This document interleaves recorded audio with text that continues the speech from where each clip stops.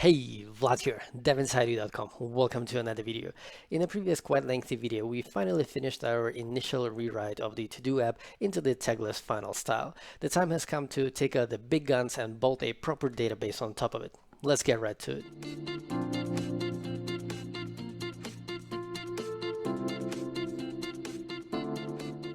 Now, while you were gone, I took the liberty of removing all the non-tagless final stuff, all the things that were ending with old.scala, and also I removed the cat score and cat's effect, our versions. But no need to worry because everything is on GitHub, so if you want to look stuff up, just look at the commit before that. So if we open up our persistence layer, we're going to see that we have an in-memory entity gateway and also the statement in there. And everything below the persistence layer is the main. So what we're going to do today, actually, we're not going to change any of that. What we're going to do is we're going to add two subprojects to our build. So we're going to have persistence was a database, and also because of that, everything that is below needs to be changed as well. So we're also going to have a different subproject for main that would depend on that. When I was writing the script for this video, I realized that it's going to end up being really long, and so I split it up into two. In the first one, we're going to just concentrate on the queries. We're going to finish writing all the queries, and in the next one, we're going to run Postgres with Docker and Docker Compose. And if you have never played with any of these technologies, don't worry, I got you. Now, before we get into the rewrite, or technically it's not a rewrite, it's an addition. If we look into our in-memory entity gateway, we shouldn't forget that we're dealing with a tagless final DSL, or technically this is the interpreter, right? And so we're a little bit constrained in terms of choosing the driver for our database, right? Because of the app. We pretty much have two choices. We either take pretty much any driver out there and just write a thin wrapper around it that would take in the AF and basically delay everything that the driver is doing, or we're going to take an already existing wrapper that is already written with AF in mind. Now, I hope that it is obvious to everyone involved that writing a wrapper is going to be way too much for an educational video like this, so we're going to go with the route number two. Now, in the Scala ecosystem, we have at least two drivers, well, at least two drivers that are known to me that are written with AF in mind, and they're both written by Rob Norris, aka TPLCat. One of them is a production-ready JDBC wrapper called Doobie, and the other one is a native Postgres-only driver called Skunk. Now, Skunk is not production-ready. However, A, it is awesome, and B, it's going to pretty much be able to handle everything that we're going to throw at it in these couple of videos. So I'm pretty sure that I included Skunk in the title, so I think you know which one we're going to pick. Cool, so let's start by going to the dependencies, which is just a catalog of all the dependencies. So let's go to org. It's going to be somewhere over here. The latest version as of right now is 0011. No, please, not now. All right, so let's go to the build. By the way, let's start compiling stuff. Right, so we're going to go down to persistence, and we're just going to copy paste it, save it. So we're going to call it persistence-postgres-skunk, right? And we need to surround it with the backticks like this. And let's not forget to add it to the aggregates because I usually forget it. All right. Now we'll still need cat's effect because of the things like sync. However, Skunk is actually built on the cat's ecosystem, so it might actually have a dependency on it anyway. But whatever, we're gonna leave it in there. So it's gonna be tpl-cat, and it's gonna be skunk core like this. Let's save that. Let's reload that real quick because I don't want to see this error. All right, and now we're gonna go and do the same thing. I forgot a comma at the top. Comma over here. This happens to me actually quite often. Okay, reload. All right, let's go to what is happening. Where is it? tpl-cat like this. All right, reload. Okay, I think it's happy now. Let's go do the same trick with the main. So we're gonna copy that, and we're gonna run it for what? Project loading failed. I've never seen that. All right, so we're gonna copy the main as well, and we're still gonna have the dependencies on Zio and Monix because we're still gonna be able to run with all of them. Let's remove that real quick. So let's call this one main Postgres skunk like this. And again, we need the backticks, go up. Let's do main over here. The order doesn't really matter. but I kind of want to like, semantically order them. No, not now. Let's go over here. Not found value main. Are you serious? What did I remove main? How did this happen? Hold on. How did this happen? Did I not copy it? Jesus. All right. Main, go down, copy it. All right. So it's going to be called main postgres-skunk like this, backticks like that. Save it. Let's go up. Go over here, duplicate that, go down, have a comma here. Main postgres-skunk like this. That looks all right. So now all we need to do is we need to go to the main postgres-skunk and say that it's not going to have the dependency on persistence. It's going to have the dependency on persistence postgres-skunk. All right, let's see if I made any typos. Let's also collapse that one. All right, it looks all right. It created the folders, so it's all good. Everything has been compiled. So let's import build so that Metals is also happy and Bloop is also happy and everybody's happy. So remember how in the previous video I we did this sort of like seemingly unnecessary refactoring where we split out the in-memory gateway into the statement part, which used the ref, and the in-memory gateway. So I did this so that this video is going to be a bit more self-explanatory. So if you go to the regular persistence, we're going to see that I have the in-memory entity gateway and we have the statement, and the in-memory entity gateway, it uses the statement, right? So it just creates like an instance like this. Okay, so what we're going to do is we're going to have a similar thing. So we're going to have a statement for persistence-postgres-skunk over here. So I'm going to create a new file and it's going to be in source main source main Scala com dev inside you to do crud statement.scala like this. All right, cool. Now in this particular case, this is just going to be an object, right? It's just going to be an object which is just going to be like a bag of database statements, which means it's a bunch of queries or a bunch of commands. So today we're not going to deal with any like connection pools or the actual, Postgres entity gateway. We're going to do all of that in the next video. Today we're simply going to concentrate on queries, and probably at this point I should mention that this is not like a full-blown skunk tutorial. I usually don't like to make tutorials about things that are still like work in progress. Okay, so that said, we're going to learn pretty much everything you need to know about queries, right? Because there's just like, it's just not that much that you need to understand when you're dealing with a library like Skunk because it's awesome. All right, now Skunk is a pretty type-safe library in terms of codecs. So we're gonna write the query sort of by hand, but it comes in with a macros-powered SQL interpolator. So whereas you would create like regular strings like this, we're gonna create queries like this. Okay, and unfortunately, it's not going to check the syntax for us. It's only going to check the things that are related to codecs, which are encoders and decoders of our data. Okay, that said, at least at runtime, you're going to see the most amazing error messages that you have ever seen. But we're not going to see it today. We're going to see it only in the next video. So we're just going to have an object called statement like this. Okay, so this is just going to be a bag of statements. Let me actually create more space. And the first one that we're going to do is we're going to create a statement for deletion. So we're going to have an object delete, and all the delete queries are going to be inside of it. Okay, so the first query is going to be the one that is going to delete all of the to-dos. So it's going to be called all. It's just going to be a val, and Skunk distinguishes between queries and commands. Commands are pretty much the ones that sort of don't return anything. They still return like a completion state, whether it went okay or not, but it doesn't return like any rows with the data. Okay, so there's a type called command, which is going to go and import skunk like this.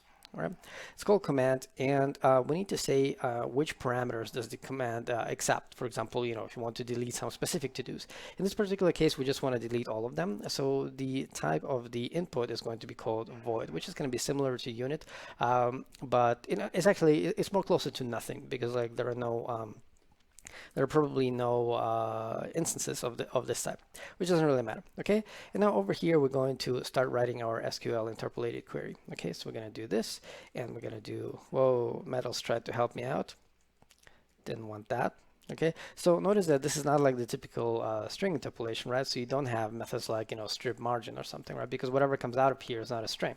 Okay, so at the end, we just need to say command. Okay, and for this, we're going to need another import skunk implicits. Okay, like this.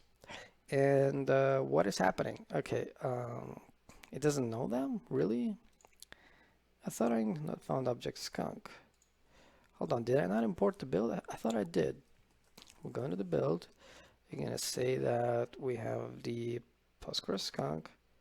Where's that thing? Why did I add it over there? Man, I did it wrong. It needs to be over here. All right. So let's see if SPT is happy now. SPT should be happy in just a second. And come on.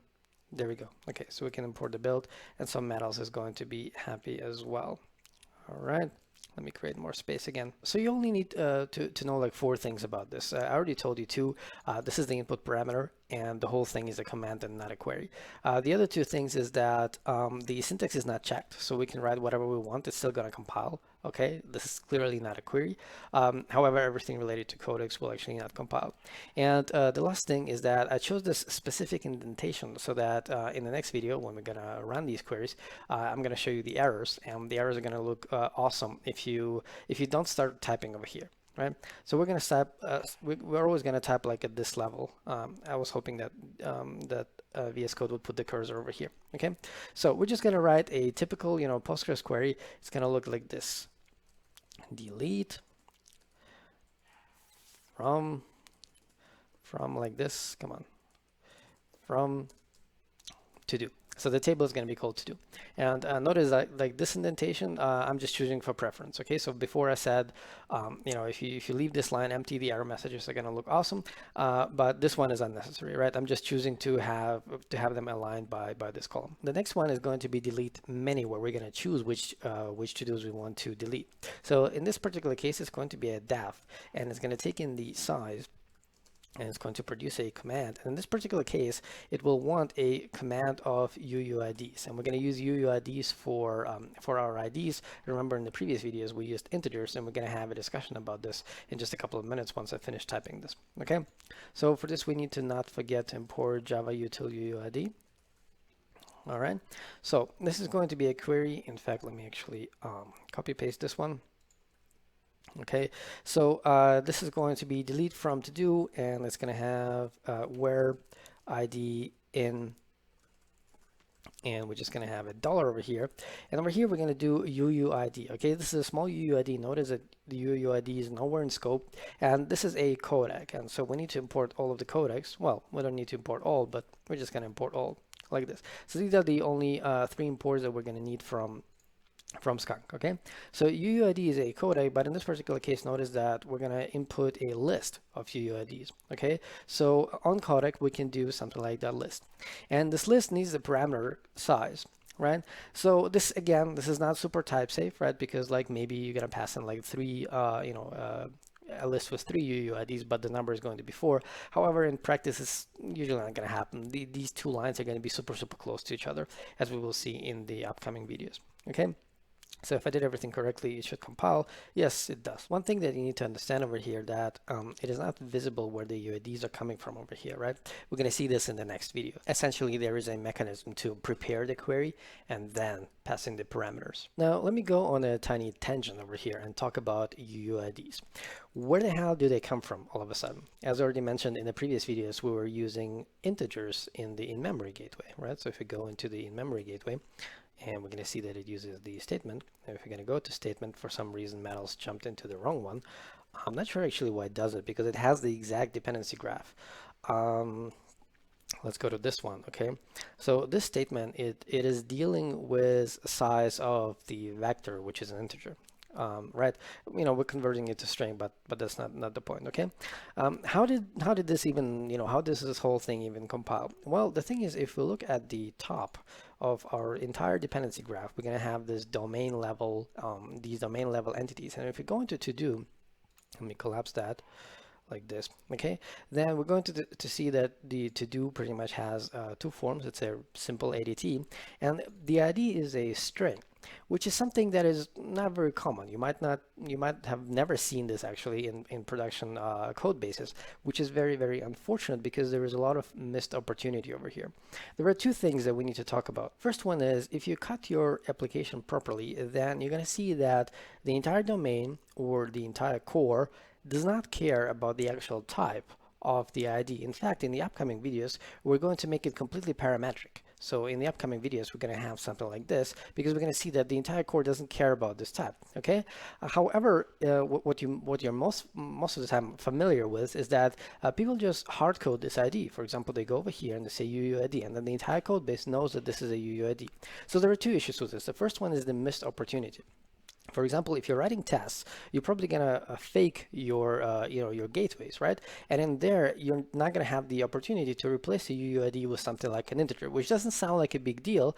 But if you think about a failing test, for example, which sets up a bunch of things, there are a bunch of UUID, there are a bunch of like different records. There's location IDs, there's product IDs, there's user IDs.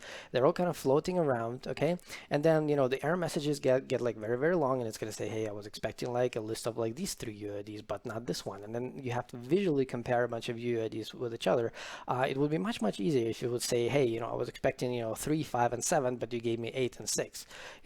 So this is a missed opportunity, and I'm pretty sure that I did not manage to convince most of you that this is a big deal. So let's talk about the second one. If you're hard coding something like the UUID at the very, very top of your dependency graph, then it pretty much means that you cannot start developing your application before you decide which database you're using. Now, how come, you might ask? Because pretty much every database under the sun is capable of encoding UUIDs, right? Of storing UUIDs. That is true, but not all databases are created equal. For instance, in my previous company, we were working with the Mongo database, and Mongo as well can store UUIDs, and it can even use UUIDs for fancy things like sharding. However, a UUID in pretty much, well, I would say like half of the scenarios, a UUID is a horrible sharding key. And so once you realize that you're going to use Mongo, you're going to pretty much go back and rewrite the core of your application. It's not going to be a big rewrite, it's just basically, a bunch of replacing things, search and replace. But still, it's a kind of weird thing that you kind of have to like pick the database before you can start writing your application. All right, let me revert that real quick.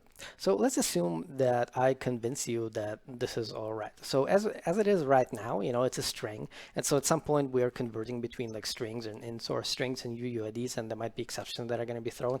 So as of right now, it's not going to be super ideal, but I promise you, a couple of videos from now, we're going to make it bulletproof. Now, what does this mean? This means that the Postgres gateway is going to deal with with the to-dos which have an ID of string. Okay, so I want to write this query in such a way that the parameter that is going to come in here is not going to be a list of UIDs, it's going to be a list of strings. And because of this, we would need to write a codec that would do this string to UUID and back for us, which is going to be a horrible codec because it can explode. A codec should be an isomorphism. Now, usually I would go and I would pretty much duplicate the entities that we're dealing with. Okay, so I would take all of these and I would create like copies of them on the database layer, and then I would work with them because it's going to be easier to integrate it with the driver. However, because Skunk chose this very, very low and native level, we actually don't need that because we're going to write the codecs from scratch anyway, so we can go right away from these to-dos to to what the database requires. And if what I just said sounds kind of too weird, you're going to see this a couple of videos from now where we're going to deal with the with a web server. And over there, we're actually going to do exactly what I just said. We're going to have different versions of these that are going to live only in this web submodule. Okay, so for now, basically what I want to have is I want to have a list of strings over here. Okay. And so this is not going to compile now because it's going to say, as I already mentioned, in terms of codecs, it's not going to, it's relatively type safe. The error message is going to say like, hey, I found a list of UUIDs, but I wanted a list of strings. Okay, and the issue is this codec over here. So we need to write our own codec, which is going to go back, go from strings to UUIDs and back. So instead of UUID, we would do something like our own codec. Okay, and I want to make it look a little bit fancy. So we're going to take the existing UUID codec and we're going to create an extension method on it, which is going to be called string. Okay, so now it's going to say, hey, I didn't find the method string. Okay, so we're just going to go up over here, and we're going to go and create a final implicit private class, and we're going to call it UUID codec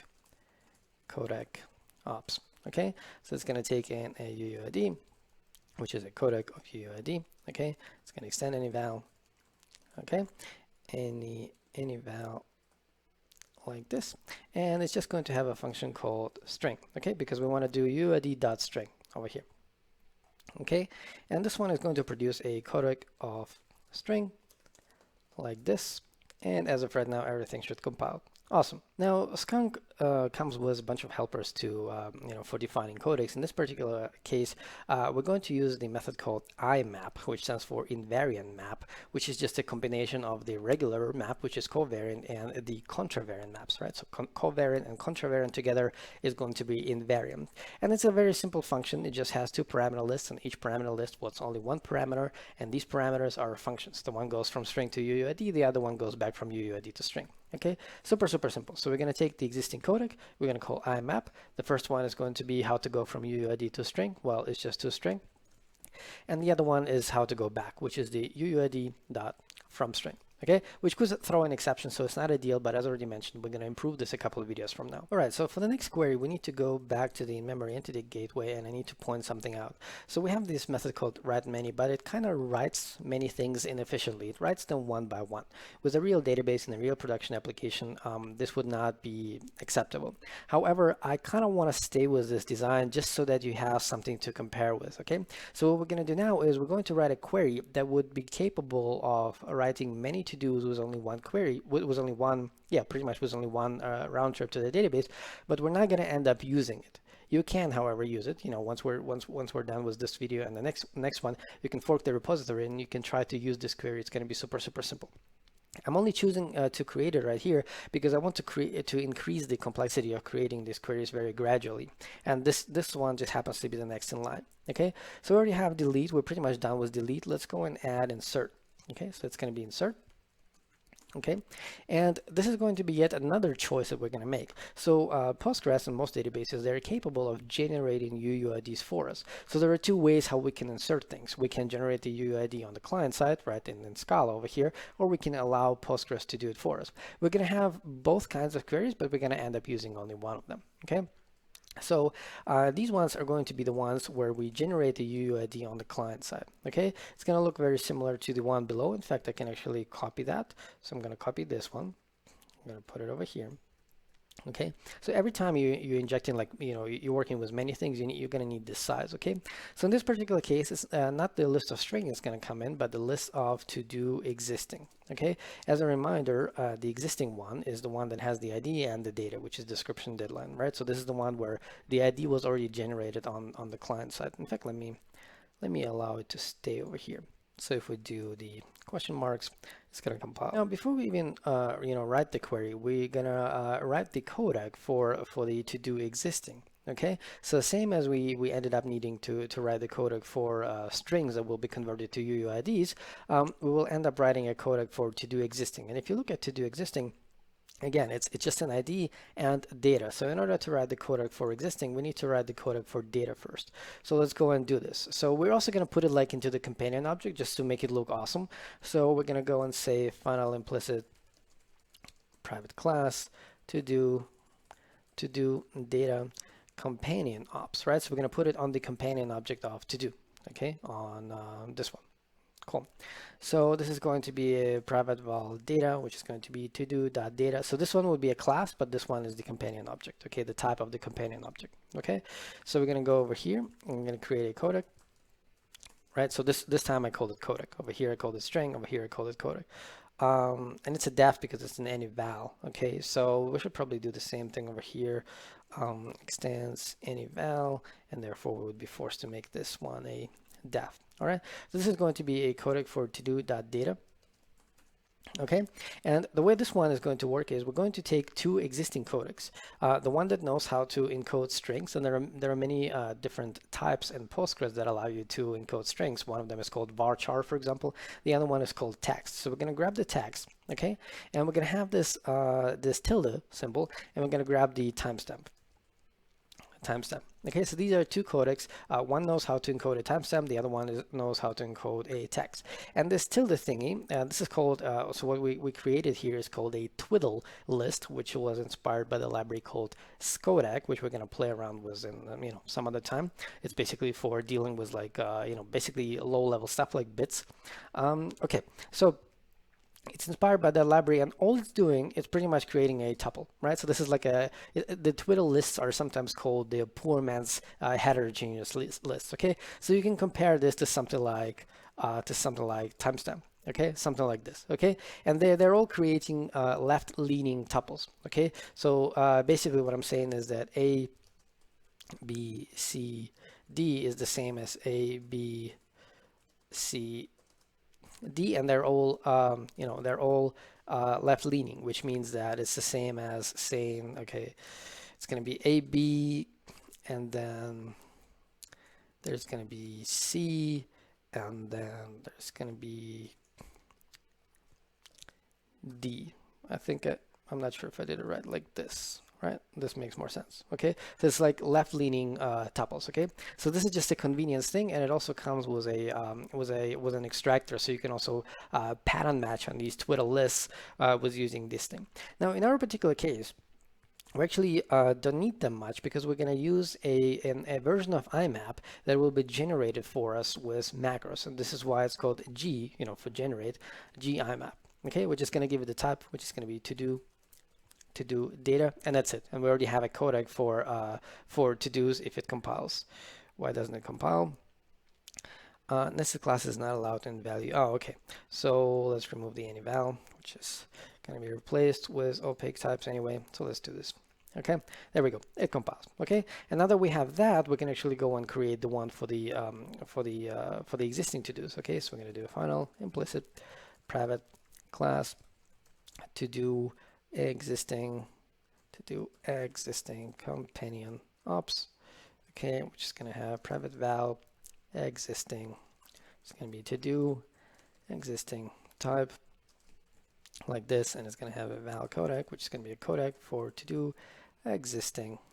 Okay, and we're going to continue this left-leaning tower by saying that we also need the UUID string, right? The one that we created over here. Okay, so the existing, it just has the ID, right? So maybe in fact I should do something like this so that we kind of see them. Okay, the existing just has the ID and data. Okay, so we're just going to have this, and we're going to say to do dot data dot codec. Okay, so this is the one that we just created. So essentially we created this codec by just composing the other two codecs. Okay, and then we're going to do the same trick, GIMAP to do existing.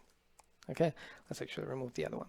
Okay, cool. So now that we have them, let's go and finish the query, which is going to be, let me actually copy paste this so that we have like the proper indentation done for us. That was almost correct actually, like this, because we have like two objects over here.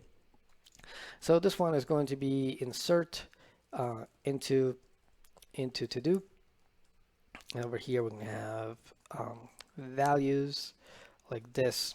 Okay, so the values is going to be $over here to do existing codec, which is this one. Okay, but we have multiple of them, so we need to do list size, and there we go. So now we can insert multiple existing to-dos, assuming that we generate the UUID on the client side, which means in Scala. Now, again, I just want to stress this again, that you don't need to put them, as extension methods. I just wanted to make this code look really fancy. All right. And another thing that you need to notice is that the order matters, which is going to become relevant in just a couple of minutes. Okay. So let's just continue. So we have one of the inserts. We're going to continue writing the other inserts as well a bit later. Let's go right now and write one of the select queries. Okay, so let's go and do object select, and we're going to have val all, and this one is going to be our first query. Okay, as a reminder, the difference is that the queries are allowed to return something. Okay, this is going to be a query, and because it's allowed to return something, it's going to have two parameter lists. The first one is going to be similar to command, what comes in. In this particular case, we want to select everything, so nothing comes in, right? So again, it's going to be void.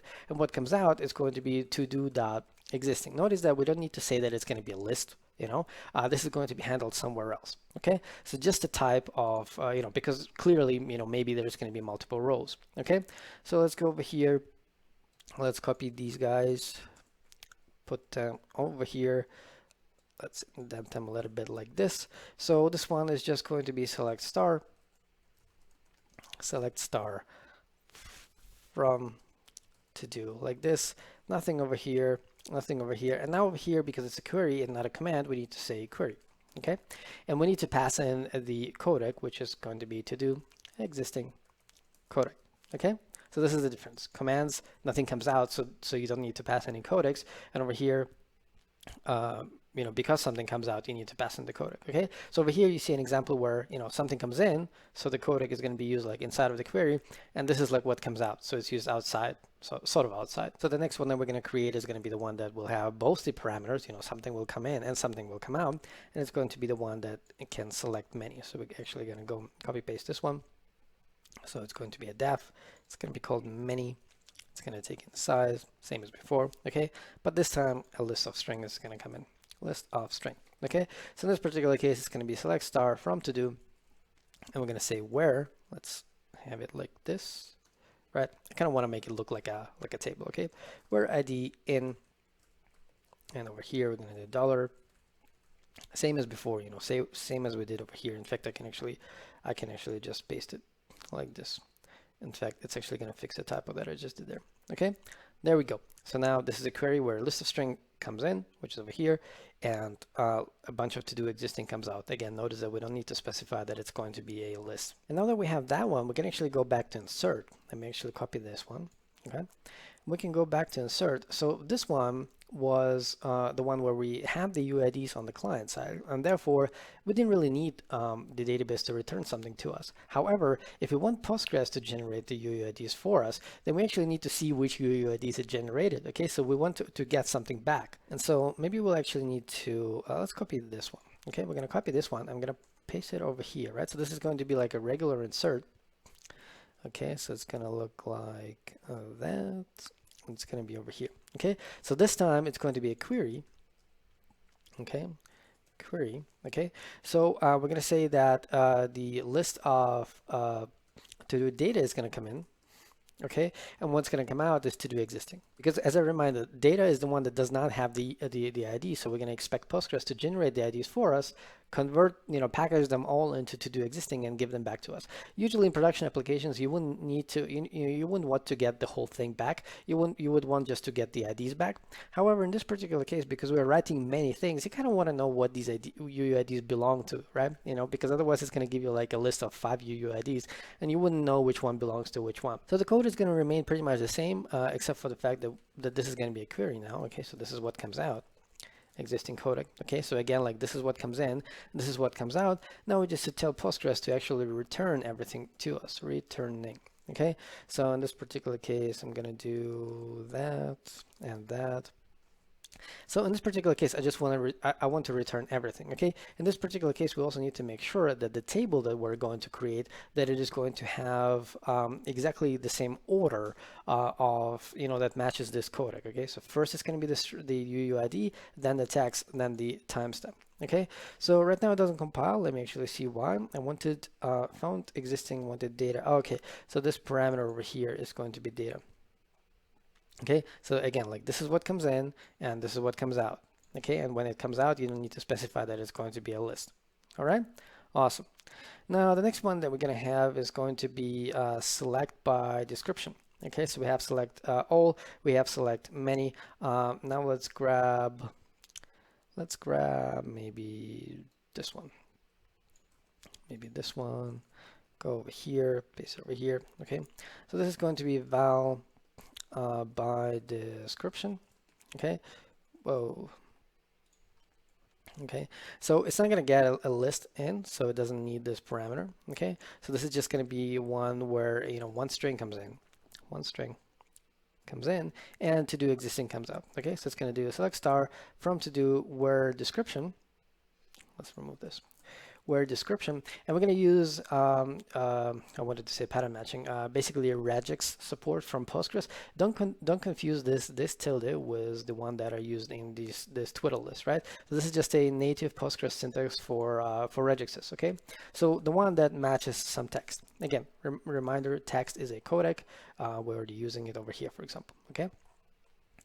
So what do we have? String comes in, a bunch of existing comes out. I think this is actually it. Yeah, this is pretty much it. So we're pretty much done with the selects. Let's also add one more of the inserts. So we have like the many versions. Let's also add the version when we add just just one of them. So let's start with the UUID first. So let's do one above. Yeah, let's do one above. Okay, so because it's just one, it can be a val, just one. It doesn't need this. Okay, so what are we passing in? We're passing in the to do existing. Okay, it's just a command because we already have the UUID. So we're going to say insert into to dos, and then we're going to have values to do existing codec. It's not going to be a list. It's just going to be like this, and we're pretty much done. Okay, and we're going to have the one without the UUIDs. Okay, so we're going to have let's copy this one, I think. Okay, let's go over here, paste it in. So it's just going to be called one. It's going to be a val. It's going to get in one to do data. Okay, it's going to return to do existing. So it doesn't need the list like this. Still needs to return everything. And I believe this is actually it. Actually, this is not it, because when we're not inserting the entire row, we actually need to specify what we are inserting. So we're only going to insert the description and the deadline like this. Yeah, I believe this one is correct. By the way, I might have done a couple of mistakes. We're only going to see them in the upcoming video, and then we're going to fix them, so it's not going to be such a big deal. All right, so we're pretty much done with all the queries except for the updates, and the updates are going to be the most tricky ones. So let me collapse this one. We have inserts, we have selects, we have deletes, we have these three codecs. Now the problem with updates is that they're a little bit partial, and therefore we need to make sure that the order matches the codecs, and it won't. So before we start doing this, we're going to have insert. Let's also have update. Let's go into the update, and we're going to have a teeny tiny helper method, and you're going to see why we need it in just a second. So it's going to be a private def to twiddle. So it's going to get in the existing to do, right? To do existing, and it's going to return, one of these twiddle lists, right? So it's going to be the one that works with a string, local datetime, and string. And we need to import the local datetime in just a second. So it's going to do description, then the deadline. Notice the order, right? So the order is different, which is exactly why we're doing this. Okay, so assuming that I'm going to import this guy, come on, import. Let's bring it up like this. Okay, this thing is going to compile, and we're going to talk about it in just a second. Okay, so let's grab a query.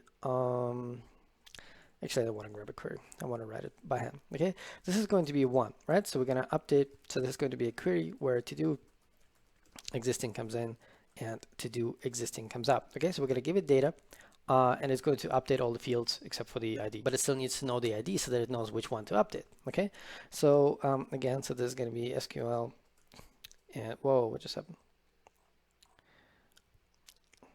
No, it's probably because the syntax highlighting changed, and so VS Code unfolded everything for us. Okay, so okay, Metals is trying to be way too helpful.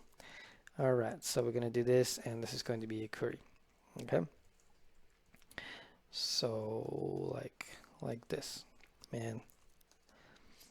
All right, so this is going to be an update to the to-dos, and we're going to do set.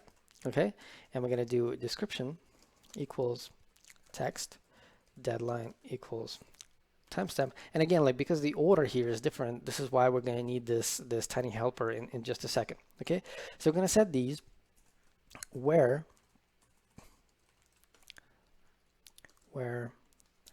ID equals, and we're just going to do this UUID string. Okay, so this is why we're starting with the existing, because we still need to know the ID, even though we don't want to update the ID. We still need to know to which to do these fields belong to. Okay, so we're gonna have this query, and we're gonna do to do existing.code. Okay, and now it's not going to compile, and exactly for this reason, it's going to say, hey, I found a query which has this twiddle list, but I actually wanted a query with this to do existing, and this is exactly why we're going to use this helper. However, notice that this helper is sort of like in reverse, right? So it says I wanted a twiddle list, but you're giving me a to do existing, and this method it doesn't take a twiddle list and produce it existing. It does it in reverse, and reverse means contra map. So all we need to do is we need to go over here. We need to say contra map to twiddle. Okay, so this basically means that this is going to be a query which is going to start over here, right? Which is exactly what you see over here, right? So our Postgres gateway is going to pass in a to-do existing. Then the first things that's going to happen, even though it's kind of like written in the end, but it's a contrap, so it's in reverse, okay? So the first thing that is going to happen is that this to-do existing is going to be converted into this twiddle list, okay? And then this twiddle list in this order is going to be passed in over here. First the text, then the timestamp, then the ID, which is why we have this order. And let's not forget to actually return the whole thing. And in this particular case, we would actually be able to return only one, right? We would be able to return only the ID because it's just one, so we know exactly to what it belongs to. But we don't care about low-level performance optimizations over here. So we're just going to return the star. Let me do this and that and that and that. Okay, so it kind of looks like a nice column over here. Also, just for fun, let's also have a version which is going to be a command. Okay, so the one that it's not going to return anything. Okay, so it's going to be object, because an update is like typical like unit, typical side effecting operation. Okay, so we're just going to copy this. We're going to paste it over here, indent it a little bit more like this. So we're going to say that this is going to be a command. Okay, and the command that still needs some parameters, but then nothing comes out, so it doesn't need this one. Okay, it's going to look exactly the same. It's just not going to return anything. Because it doesn't return anything, it's going to be a command over here. It doesn't need to know how to encode the return stuff because nothing is going to be returned, but the contour map is going to stay the same. Okay, I just wanted to show you that as an update, you can have both the command and the query. Also, there is a way to reuse these fragments, right? So we have like a bunch of copy paste over here, but we're not going to do any of it here. Okay, and yeah, this is pretty much it. This is pretty much all that we have today. So we have all of the queries, and in the next video, we're going to go and use them. Okay, so we have insert, update, select, and delete, and we have like these 3 codecs. So we created pretty much only this one file, and that's it for today. All right, so let's go and commit it real quick. So we're going to say that this is going to be video 11, I believe, but this is still part 9 because the previous video got too long and I split it into 2. I think it's going to be like this. Let's see. Does it make sense? 10, yeah, 11, part 9. Okay, so let's go and push it real quick. And let's go to Windows, open the browser, and we're going to go here, commits, going to see 11, part 9. And we pretty much only added the statement and changed the build file a little bit. Okay. Change the build file. I added both of them. We have this extra subproject and we have this other subproject, right? So because we have like 2 of these subprojects, you still have access to the other main, right? So you can go over here and you can say, you can cd main main Postgres, or you can also cd just to regular main, right? You can still write the old application that doesn't use the database, right? Which is super cool. Okay, so we're pretty much done for today. As a reminder, Skunk is not production ready. I just really wanted to play around with it. So please don't use it in production. In the next video, we're going to use all of these queries to write the Postgres Entity Gateway. We're going to set up the connection pool. We're going to set up the Postgres database with Docker and Docker Compose. And if you've never played with any of these technologies, don't worry. I'm going to explain everything that you need to know, at least to follow my videos. And yeah, that's pretty much it for now. As always, it's been Vlad, devinsideyou.com. Don't forget to like this video if you did, subscribe if you want to improve the developer inside you, and if you learned something today, consider supporting me on GitHub or on Patreon, whatever you prefer, and thus watch my videos weeks or even months before everyone else, and most importantly, take care.